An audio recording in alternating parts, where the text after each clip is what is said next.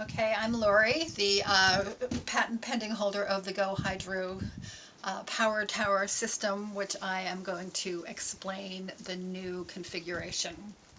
So I'm going to build it for you, so watch carefully. There will be an existing dam or drop where we build the system, and that dam will not have any intake or any way for the water to get into the system. So we're going to have supports that go on the dam, structural supports that go on the dam, and those structural supports will hold the U channel, which is the intake, and the water can leave from this side or this side or this side depending on the configuration of the dam itself. The U channel sits at the crest of the dam and is covered for its whole length with a tilted self-cleaning trash rack. The penstock, which can be any length, short or long, will lead to a forebay.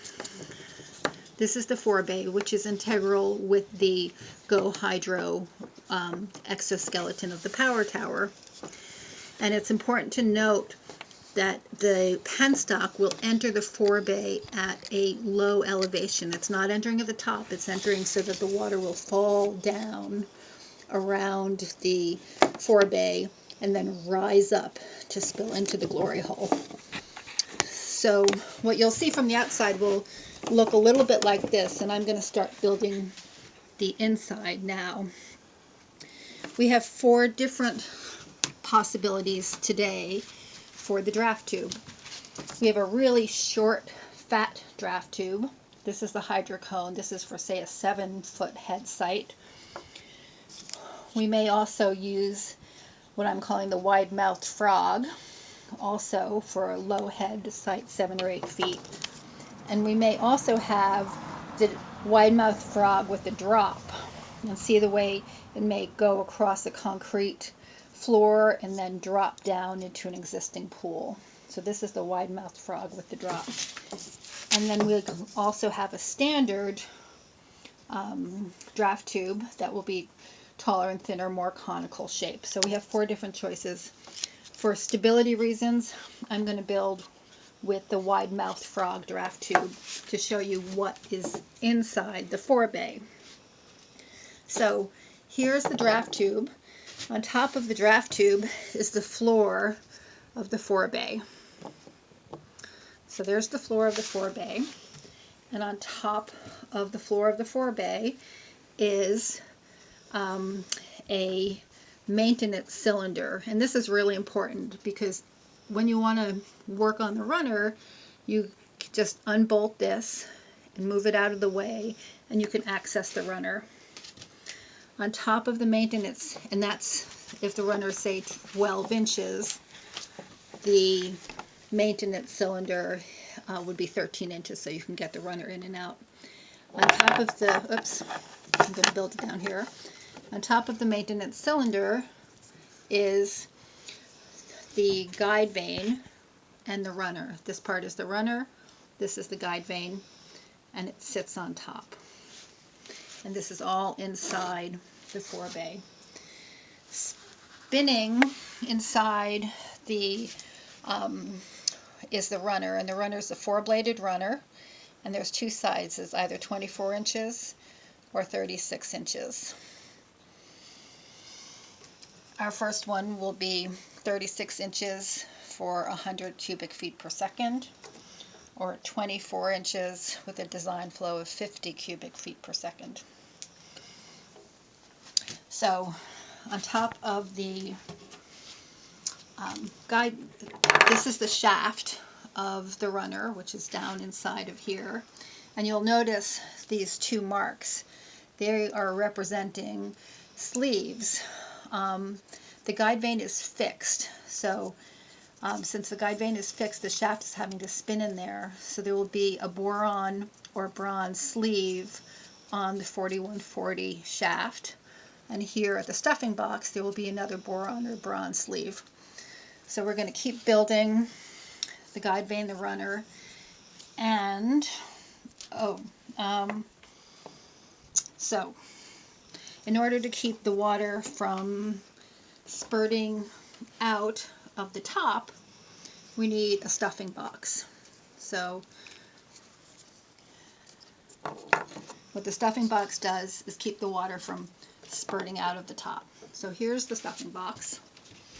And then we need something to keep the turbine runner from going all over the place, and that's called a thrust bearing. So on top of the stuffing box, I have to build this differently, is the thrust bearing. Thrust bearing, stuffing box, floor, and on top of the thrust bearing is the floor of the powerhouse. And for right now, this powerhouse is going to contain two different turbines, 100 CFS and a 50 CFS. It could just contain one turbine. So on top of the floor of the powerhouse is where the turbine shaft, which is spinning down below, and the generator shaft meets. So on top of the floor, we are going to have another coupling, a flexible lug joint coupling like a Paraflex or a D-Flex, and that will be coupling the generator shaft to the turbine shaft. And sitting on top of the generator is the exoskeleton, and there's a chain hoist up here, so if you want to lift the generator or lift the turbine, you use that with the attached chain hoist on the exoskeleton. And sitting over all of that is the powerhouse. So to run it by again, there's the draft tube, the floor of the forebay, the maintenance cylinder so you can work on the runner and the guide vane where the water comes in, and that's all sitting inside of the forebay. Then there's the top of the forebay with the stuffing box and the flexible coupling, D-Flex or Paraflex, to attach the turbine shaft to the generator shaft. And what I forgot to say was this forebay, here's the draft tube, and here's the floor of the forebay, and all of this is held up with I-beams that provide the foundation to support the weight of the water and the thousands of pounds of equipment that we have in there. The door of the forebay. And thank you. So in the forebay, when you want to get inside there to access all that equipment, you open up the door. First you open up the valve in the bottom, drain all the water out so that you're not getting washed downstream. You unbolt the door, and then it's big enough that you can access into the forebay. But not all sites look like this. Some, rather than being long, are short, like an irrigation drop. And with an irrigation drop, you'll have a vault that will go all the way to the floor, say 7 feet deep or 5 feet deep.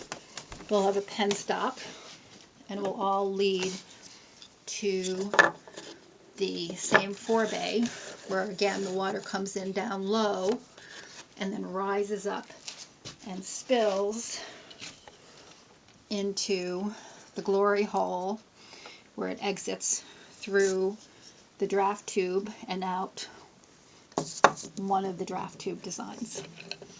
One more thing I forgot to say is when the grid goes down and or you want to do maintenance, you need to keep water from going in there. So there will be a slide gate, vertical slide gate, hydraulic gate, and this will close when the grid goes down and keep water from flowing into the penstock.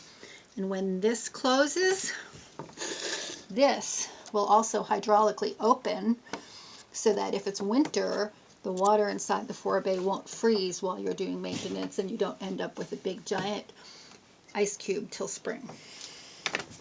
That's the GoHydro system as of April 16th, 2016. Thank you. Thank you!